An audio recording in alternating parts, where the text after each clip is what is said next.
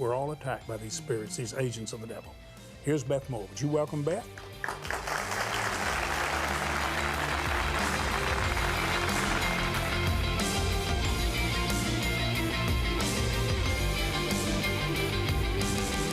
Number 4 is this: where Satan has his way, people are out of control and out of community. Where Satan has his way, people are out of control and out of community. I am praying that in our present series, somebody is going to get some hope for going through what you would consider to be your worst case scenario. Because truly, we're looking into Luke chapter 8 at what is a worst case scenario, when the enemy has systematically come for everything from A to Z in this man's life. He has got nothing. He lives around the tombs. He has absolutely lost his mind. How do we know that? Because by the end of the narrative, we're told he's in his right mind. Well, the only way you get in your right mind through a healing is that you have been out of your mind. And listen, I know what it is like to be out of my mind. That kind of season when you think somebody has seen me act like an idiot. Anybody? Anybody?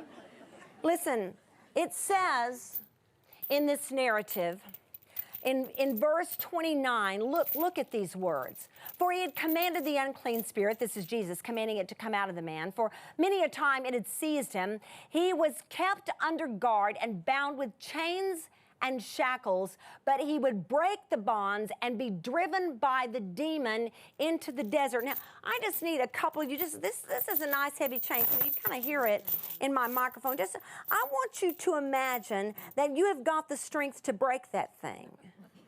I mean, what kind of demonic activity would it take? How out of control could you possibly be that you could break the bonds put on you?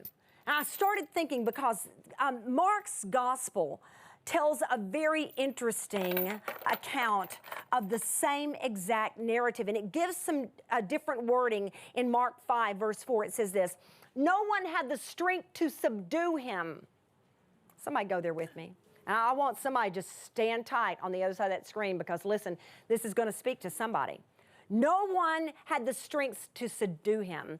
I don't know if you have ever been in a situation where somebody in your family has been so out of control and the entire family, I mean, there's counselors have been sought, the police have gotten involved, everything you can think of to try to manage this situation, but no one has the power to subdue them. Can I see anybody's hand? Because listen, that's speaking to somebody. Because listen, either you've been there or you know somebody who's been there. And I want us to enter in to the plight of the family before we just think, well, aren't they mean? They've just cast him out. They could not handle him. Anybody? I've got a really good friend that has got an 18-year-old that has turned their lives entirely upside down. They cannot subdue her. They are doing everything they know to do. And listen, this is still very much in process, and we're believing God for full victory. But I do want you to know there is not something that is wrong with you if you cannot subdue a person who is out of control. You do not have the power to do what only Jesus can do. And sometimes you've just got to raise up your hand and go, I got to have some help, because I got somebody on my hands I cannot subdue. Anybody? I do not have the power to subdue this person. I love this person. I would do anything that I could. I lack the power, the ability to subdue this person. So there he is out in the tombs. Somebody listening, somebody watching knows what it's like to try to rescue someone from hurting himself or herself and have no strength to be able to do it. I was thinking about how the enemy works this. Because what happens in a family when somebody finally just is put out of that community, whether it's through a arrest, and listen, I know many, many people, listen carefully, I don't want you to get condemnation on you, because I know many, many people who have found Jesus, have found freedom in a cell. I mean, freedom in a cell. I can't even tell you how many. But I'm just saying to you, we have situations where someone is then put out from the family in whatever way it would be, that a couple is having to split up over protection of the children, whatever it may be. But what happens that the enemy can work in this whole thing is that the person put out then can blame the people who put them out when they had no further power to subdue them. Anybody? Anybody? This is what life looks like when the enemy is having a party. When you got somebody out of control in your hands, you cannot subdue them. It ends up that you are having to put distance in that community, and it's breaking your heart, and it's broken their hearts, but you do not know anything else to do because you have no further power to fix it. We need Jesus. We need Jesus. We need Jesus. We need Jesus. Still to come, Beth describes a time when she felt trapped. Something was so messed up in my mind that I was not screaming to get out. I'm interrupting Beth for just a moment. And Betty, one of the things that Beth has made clear to us, because she's probably an ultimate missionary, when she first came with us, even before she started in the teaching, she started going to the mission field. And one of the things that means so much to Beth and her husband Keith, and really her Living Proof Ministries, is the mission outreach. And right now we're talking about water for life. And then the water of life, which is what Beth's teaching. But I wanted you to know that this is a it's very, very important. And I want you to watch this. Trey fears his other children will die because he has no other choice but to get water from the dirty pond. His youngest child, who come fake, has become the sickest of his 3 children, and she is continually lying down to try and get comfortable. All of this has driven Trey to tell us he has no hope.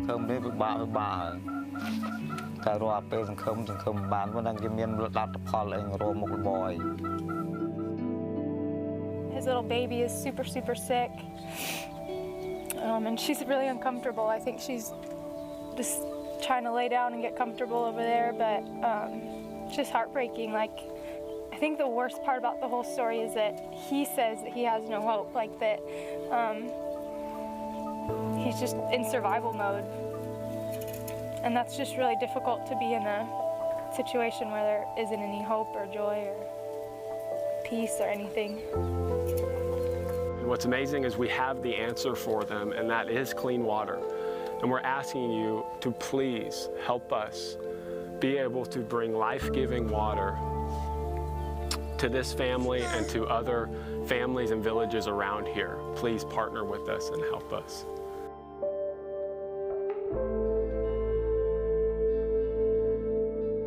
There are not adequate words to describe the gratitude to see our oldest grandson, married a year, standing there with his little bride, looking at those precious children. Betty, I wanted to take every one of them, and I know Luke and Cassie, they did hold those precious children, including that little baby, and love them. And Luke started saying he was going to go to the mission field when he was 4 years old. He told me, I'm going to go and we're going to feed people, because if we don't, they will die, Papa. And now there he is. That's his anniversary, his first 1 year. That's where it was spent. And for Cassie, they said she won everybody to Christ in Cambodia that had 2 legs. She was after all of them. And there they are loving him. And what he's saying is we can do something for that little family. Betty, they don't have to keep drinking that filthy water and seeing the child sick. And for him to say he has no hope, and you and I know that hope is watching right here. Hope rises up in our heart and then is expressed through loving hearts, and we give the hope. Well, James, I know there's no greater heartache than a parent watching their child suffer and know that every moment they're in pain and they can do nothing. There are some situations where we can't do anything. We can love them and be close to them. But there's this situation where something can be done, and we must do it for the sake of these precious children. So I hope you will feel it in your heart to want to help. Let's make a difference. Let's drill the water well so that these people can have an opportunity to offer something good for their children, clean water that won't hurt them and kill them in some situations. Well, I guess I feel like that I knew I'd be talking to the answer. I'd be talking to you. You're a hope's answer. You're the answer for hope. You really are. We together. And I can just already tell you, because Betty and I will do it, and I will tell our grandson, we'll drill a well. Betty and I will drill a well right there. We started years ago when we started drilling wells. We said, God, every time we come to drill a well, please help us. And when we first started, we couldn't drill a well. But then we got where we could drill a whole well. They were $3,600. And then the price went up because the cost goes up. And now it's $4,800. We'll be able to hold it there. But we'll do that. And I know Luke and Cassie can hear that. They're going to get a well. But we need to drill 500 wells in situations like that, with precious little children like that and parents like that. And I believe with all my heart, you want to do that. We have some beautiful gifts to send you to say thank you. This is a devotional guide for every day and a journal. Every day a new day. You're going to love this. And it's divided by seasons of the year. And then the Names of Jesus pin set, 2 pins that are just beautiful. And then the incredible painting by Thomas Kincaid, Forest Chapel. We send those gifts to say thanks, but that's not why you give. I don't believe any one of you, I don't believe one of you give to get. I believe you give because it's a blessing to give life. And we're going to share them water for life and tell them about the water of life. And when they see love, they receive it because it's so real to them. Would you right now go to lifetoday.org? Or would you dial the number there on the screen and take your bank card, use it like a check. That's how you should always use it. But I want you to make the largest gift you can. Remember, $48. And this is where most of the money comes for the wells. People who give $48 and others join. And that gives 10 people water the rest of their life. That's how it breaks out. 144, 30 people. Somebody gives $1,200, 3 people join, we got a well. $2,400, another person joins, we got a well. At any level, see, there is no area too great or too small if we just do what God put on our heart and what we can do. If you can give a well, I know you'll want to. And I believe you will. So would you please reach out and touch someone with love right now? Dial the number. Go online, lifetoday.org, and make that gift. If you write a check, please call the number and tell us you're putting it in the mail. Would you do that? And thank you so much for doing it. Every day, millions of children are forced to make a dreadful choice: drink filthy, polluted water filled with deadly disease, or die from thirst. No child should ever be faced with this decision. The good news is there is a solution. Mission Water for Life is one of the most exciting and viable demonstrations of God's love in the world today. Suffering can end because clean water changes everything. With your gift today, we can establish and drill 500 water wells for remote villages in over 12 different nations. Your gift of $24 will help provide clean water for 5 people. A gift of $48 will help provide for 10 people. $72 will impact 15 people. And $144 will help provide fresh, clean, disease-free water for 30 people for a lifetime. With your gift, you'll receive the Everyday a New Day devotional. Broken out into the 4 seasons of the year, this daily devotional features scriptures, inspirational thoughts, a Bible reading plan, and a place for you to journal each day. With your gift of $100 or more, you may request the Names of Jesus pen set, one inscribed with the names of Jesus found in Scripture, and the other reflecting the gifts of the Spirit. Finally, please consider a gift of $1,200 to help provide water for 250 people, or a gift of $4,800 to help sponsor a complete well, and request this beautifully framed canvas print of The Forest Chapel by Thomas Kincaid. Please call, write, or make your secure gift online today. People need Jesus. I need Jesus. I need Jesus. this is your situation. You cry out to him. You ask him. You come over here to what may seem like the opposite side. Listen, there is no opposite side to Jesus. He just goes. He just goes. He goes against the opposing forces. He goes. I started thinking how much violence would be an undeniable part of a world or environment in which Satan held full sway. Wouldn't you agree with that? Violence, pure violence, an earmark of an environment where Satan has his way. I was reading today with horror online about a place, a violent place in the Middle East where they are, I hate to even bring this to you, but I want you to understand the full measure of what we're talking about in Luke chapter 8 and when the enemy gets full sway, beheading women and children and keeping, I'm sorry, go with me here because we better be rising up. And we better be praying and we better be crying out that this is wrong and must cease. Keeping their heads for trophies. God help us. God help us. The violence of the day that we live in, and we're so exposed to it. And surely this is one reason why Mark 24, or Matthew 24 rather, tells us that in the end of times that hearts will grow cold unless we guard our hearts. Violence. Thinking of when Jesus said, "My peace I give to you." And I want you to hear the declaration of the enemy. My chaos I give to you. My torment and my fury and my turmoil, that's what I would give to you. That is a world where the enemy has full sway. I'll tell you something else about it. I want to go here very, very gently. I want you to hear me out and don't turn away too soon. Listen, the homelessness in this world, people, I have worked with people in shelters, as many of you have. The tragedy of people that do not have a place to go home. Now, I'm not saying they've done it. Many of them are in the situation because of victimization, because of somebody else's poor choices. But I am saying one of the things we need to understand here is we're told that he had not lived in a house in verse 27. He had not lived in a house in a very long time, but he lived among the tombs. And I'm not talking about a brick house. I'm talking about an apartment. I don't care if it's the size of I don't care if it's 10 square feet, but it's got a pillow in it and a blanket, a place to be warm and a place to get out of the elements, a home, a house, something, some kind of shelter. Do you know how many people on this planet have no place to go home?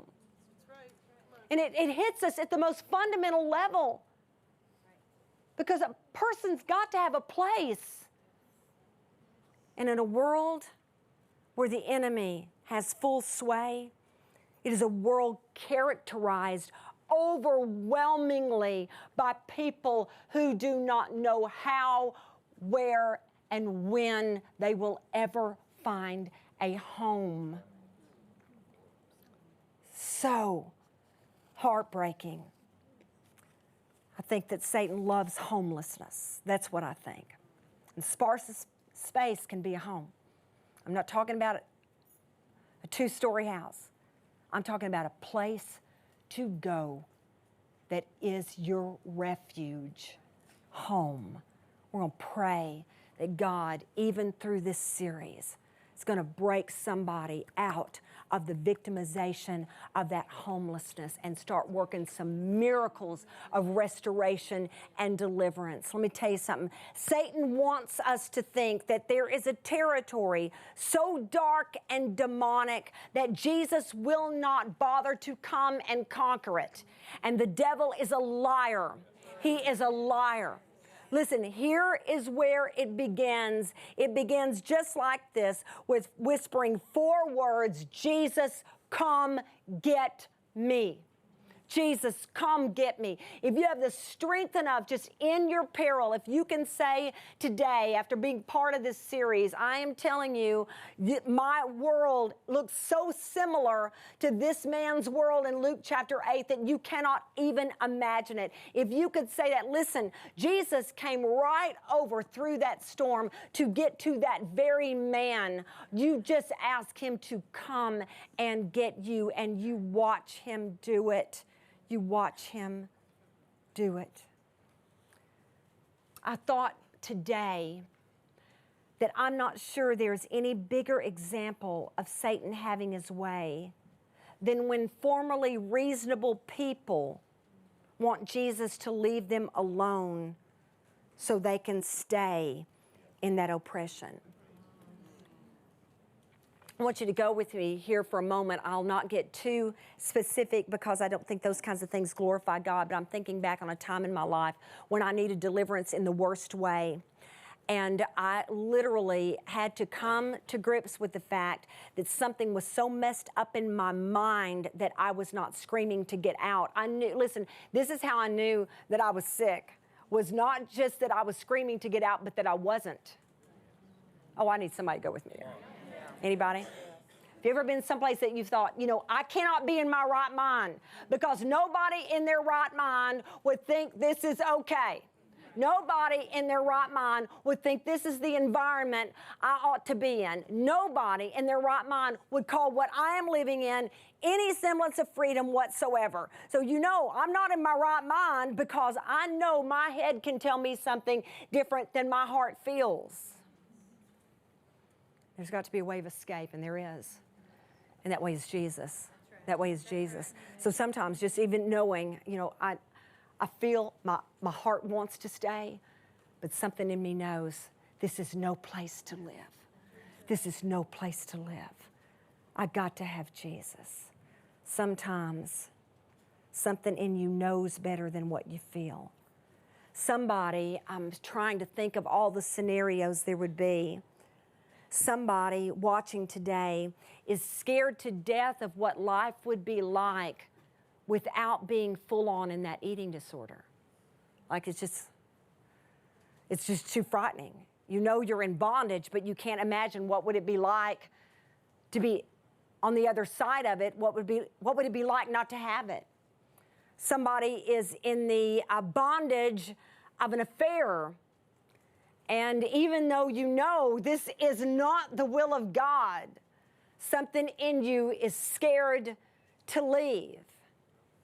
Scenario after scenario. Somebody is in a criminal lifestyle and still just clinging and staying right there where the enemy is tormenting you. And it is time for those 4 words, Jesus, come get me. You are loved. You are pursued. Even the fact that God has managed to have you right here, right now, to hear that message, know that He loves you and has come for you, and it is time for you to stand up out of that bondage.